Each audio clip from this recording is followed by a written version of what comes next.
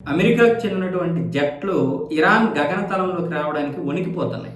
ఎందుకంటే ఇంతకుముందు కువైట్‌లో కూలిపోయాయి, లేకపోతే పక్కనే ఉన్నటువంటి బహ్రెయిన్‌లో కూలిపోయాయి. కానీ ఈసారి ఇరాన్ గగనతలంలోకి రాగానే F-15E స్ట్రైక్ ఈగిల్, అలాగే A-10 తగ్వార్ ఈ 2 కూలిపోవడంతో పరిస్థితి పూర్తిగా తారుమారైపోయింది. ఆ పైలట్‌ను కూడా ముక్కి మూలిగి మొత్తానికి ఏదో ఒక విధంగా అమెరికా దళాలు పట్టుకున్నాయి. లేకపోతే పరిస్థితి వేరేగా ఉండేది. అంతకుముందు ట్రంప్ మొత్తం ఇరాన్ గగనతలమంతా మా చేతిలోనే ఉందన్నాడు.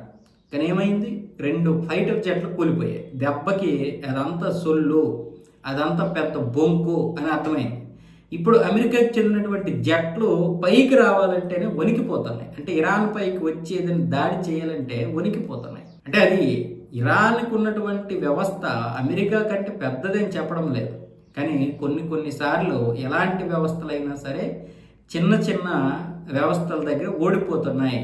ఇది కేవలం టెక్నాలజీకి సంబంధించినటువంటిది కాదు. యుద్ధం తీరులు ఎలా ఉన్నాయనేది ఇది చూపిస్తుంది మనకి. వెనక్కి రష్యా ఉంది ఇరాన్కి. రష్యా లేకుండా ఎంత ఇచ్చేయలేదు. కానీ ఎంత రష్యా ఉన్నా ఏం చేసినా సరే ఏ దేశం అయితే పోరాడుతుందో అదే పూర్తి బాధ్యత వహించాలి.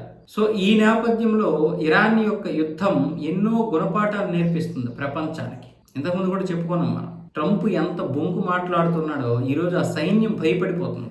ఆ సైన్యం ఎలా భయపడిపోతుందంటే మొన్నటి వరకు కూడా 36 గంటలు ఆ పైలట్ దొరకనంత వరకు కూడా గజ వణికిపోయాయి అమెరికా సైన్యాలు. ఎందుకు? ఇరాన్కి కనుక దొరికితే పరిస్థితి ఎలా ఉంటుందో వాళ్ళకి తెలుసు కాబట్టి. సో ఇలాంటి నేపథ్యంలో మళ్ళీ ఇప్పుడు యుద్ధం అంటున్నాడు కానీ గగనతలం మీదకి మాత్రం ఫైటర్ జెట్లు రావడం లేదు.